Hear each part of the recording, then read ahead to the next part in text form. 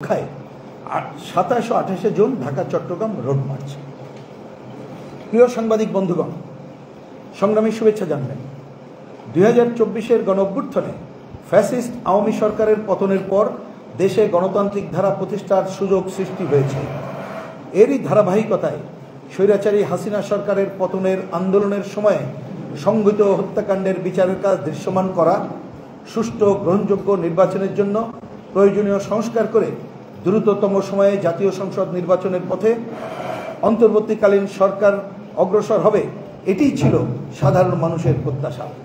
কিন্তু অন্তর্বর্তীকালীন সরকার এই পথে না হেঁটে এখতিয়ার বহির্ভূতভাবে রাখাইনে করিডোর ও লাভজনক চট্টগ্রামের নিউমোরিং কন্টেনার টার্মিনাল বিদেশিদের লিজ দেওয়ার পরিকল্পনা নিয়ে অগ্রসর হচ্ছে।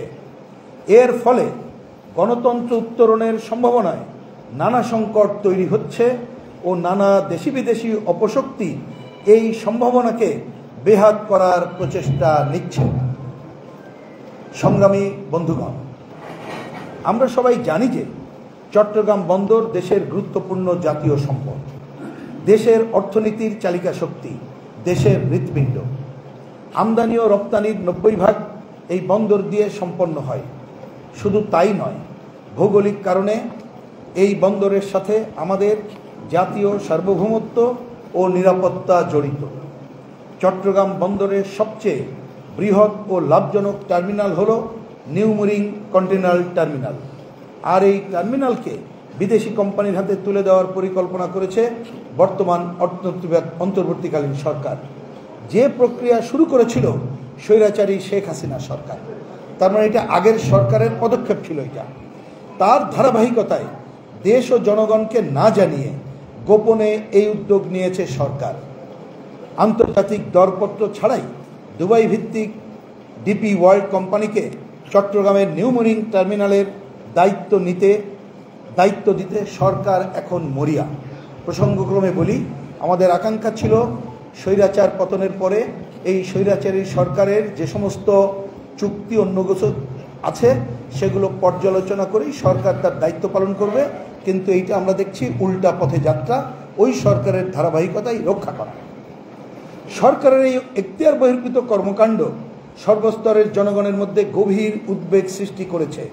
বন্দরকে আরও লাভজনক করতে জাতীয় সক্ষমতা বৃদ্ধি না করে বিদেশিদের কাছে ইজারা দেওয়া হবে আত্মঘাতী।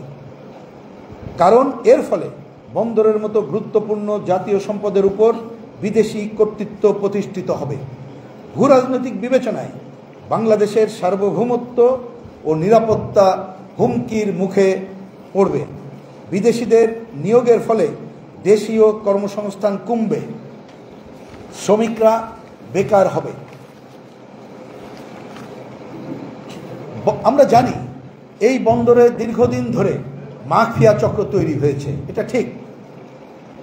আমরা তাই দাবি করি, আমরা তাই বলতে চাই, এরাই বন্দরের নিয়ন্ত্রণ প্রতিষ্ঠা করছে।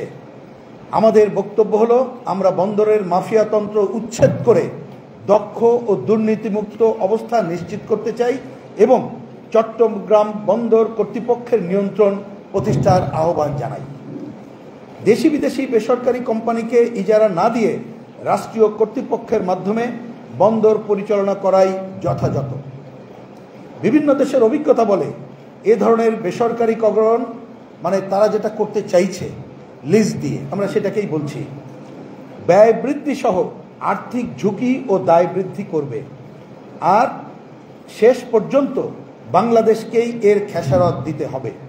সর্বোপরি এই ডিপি ওয়ার্ল্ড কোম্পানির সঙ্গে মার্কিন নৌবাহিনীর চুক্তি ও সংশ্লিষ্টতা রয়েছে, যা ওই কোম্পানির ওয়েবসাইটে উল্লেখ আছে। তাই দেশীয় ব্যবস্থাপনায় সফল ও লাভজনকভাবে পরিচালিত টার্মিনাল আমরা বিদেশিদের হাতে তুলে দেব কেন? অতীতে আওয়ামী লীগ সহ সকল সরকারের আমলে এ ধরনের অপচেষ্টা জনগণ আন্দোলনের মাধ্যমে প্রতিহত করেছে। এবারও দেশপ্রেমিক জনগণ এই অপতৎপরতা রুখবে। আমরা এটা ব্যাখ্যায় যাচ্ছি না, আপনারা জানেন 2000 সালের পরে এসএসএ কোম্পানিকে 200 বছরের লিজ দেওয়ার জন্য তারা প্রচেষ্টা নিয়েছিল। আমরা আন্দোলন করেছিলাম, একই সাথে আইনগতভাবে মোকাবেলা করে তাদেরকে আমরা প্রতিহত করেছিলাম। এর আগেও নানা ধরনের তৎপরতা এগুলো ছিল। সাংবাদিক বন্ধুগণ, বর্তমান সরকার মায়ানমারের রাখাইনে কথিত মানবিক করিডোর বা ত্রাণ চ্যানেল দেওয়ার ঘোষণা দিয়েছে।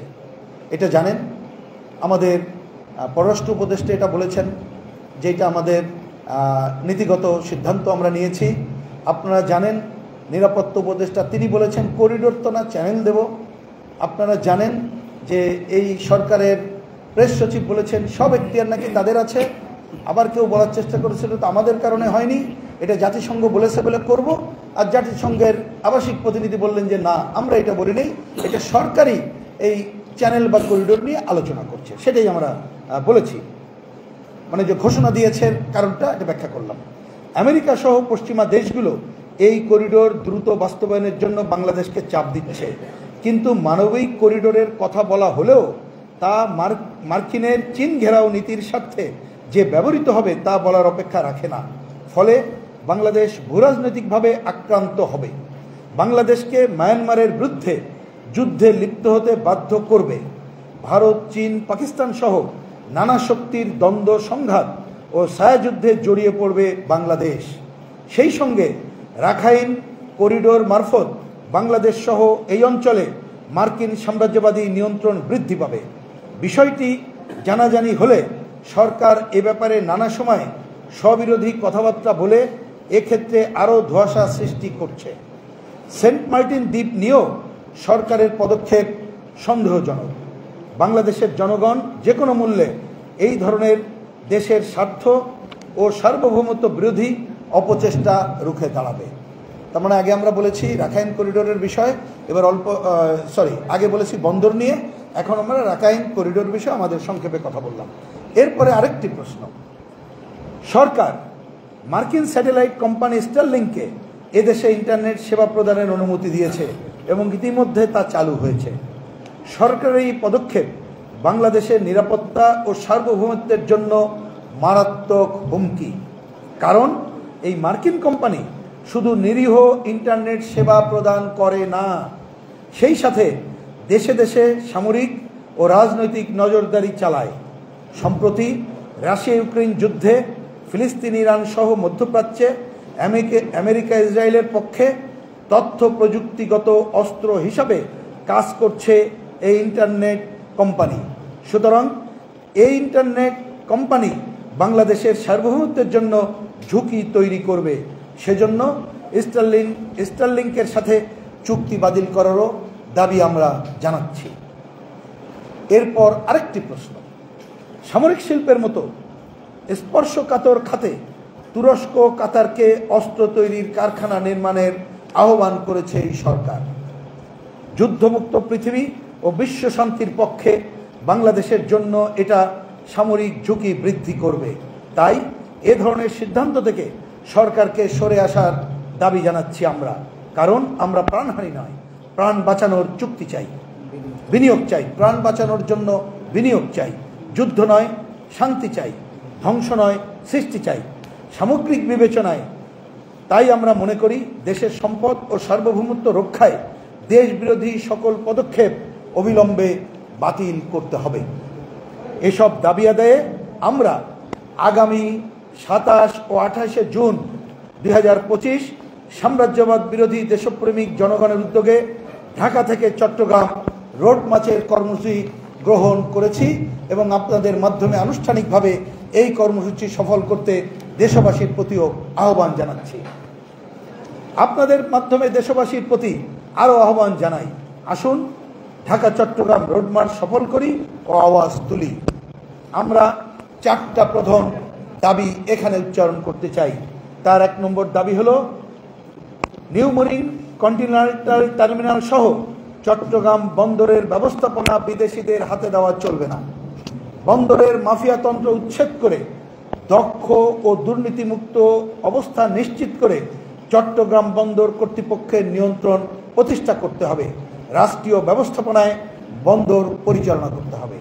2, রাখাইনে করিডোর দেওয়ার ষড়যন্ত্র বন্ধ করতে হবে। 3, স্টারলিং সমরাস্ত্র কারখানা করিডোরের মাধ্যমে বাংলাদেশকে সাম্রাজ্যবাদী যুদ্ধচক্রে জড়ানোর যে কোনো উদ্যোগ বন্ধ করতে হবে। 4, মার্কিন, ভারত সহ সাম্রাজ্যবাদী আধিপত্যবাদী দেশসমূহের সাথে আওয়ামী ফ্যাসিবাদী সরকার সহ বিগত সকল সরকারের আমলে স্বাক্ষরিত সকল চুক্তি প্রকাশ করতে হবে এবং জাতীয় স্বার্থবিরোধী সকল অসম চুক্তি বাতিল করতে হবে।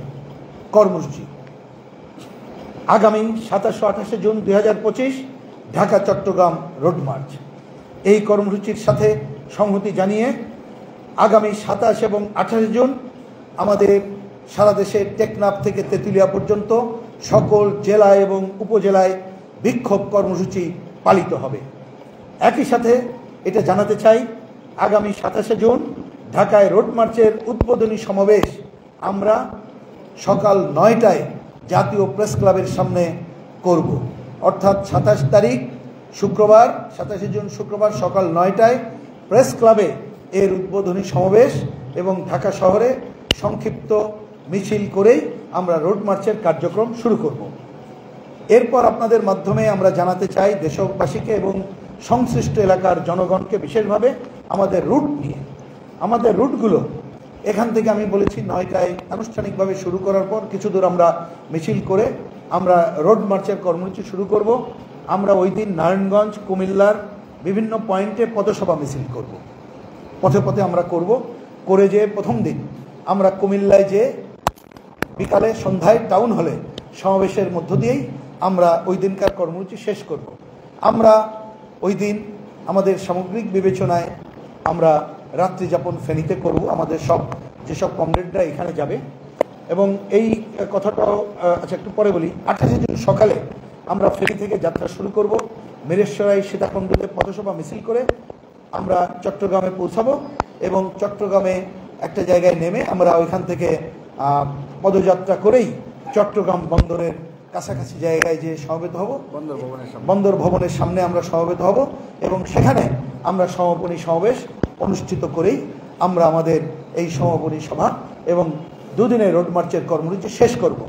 এই জায়গায় আমরা একটু বলতে চাই, এখান থেকে হয়তো আমরা একটা লিমিটেড, সেটা এখন আমরা চূড়ান্ত করিনি, আমরা আপনারা দেখতে পাবেন 27 তারিখ উদ্বোধন হওয়ার পরে আমরা এখানে রোড মার্চ শুরু করব। কিন্তু পথে পথে সমস্ত স্পটে এই যে যারা সাম্রাজ্যবাদ বিরোধী দেশপ্রেমিক জনগণ, শুধুমাত্র এখানে দেখেছেন যে পলিটিক্যাল পার্টি বাম গণতান্ত্রিক জোট, ফ্যাসিবাদ বিরোধী বাম জোট, বাংলাদেশ জাসদ বা জাতীয় গণমঞ্চ, শুধু আমরা না, এর বাইরেও আমাদের যে কোনো সাম্রাজ্যবাদ বিরোধী দেশপ্রেমিক মানুষ এই পথে পথে এ ধরনের শত শত মানুষ যোগ দেওয়ার মধ্য দিয়ে এইটা আমাদের এই 2 দিনের রোড মার্চ তারা সফল করবেন বলে আমরা প্রত্যাশা করি। আমরা প্রিয় সাংবাদিক বন্ধুগণ, আমরা প্রত্যাশা করি সরকার আজকের এই প্রেস কনফারেন্সের মধ্য দিয়ে আমরা যে কথাটি আরও পরিষ্কারভাবে তুলে ধরলাম এবং ইতিমধ্যে করিডোর বন্দর প্রশ্নে সরকার তার কথা বলার পরেই দেশের অধিকাংশ মানুষ এর বিরুদ্ধে তার যে অবস্থান ঘোষণা করেছে সেটি বিবেচনা করে সেই পথ তারা পরিহার করবেন।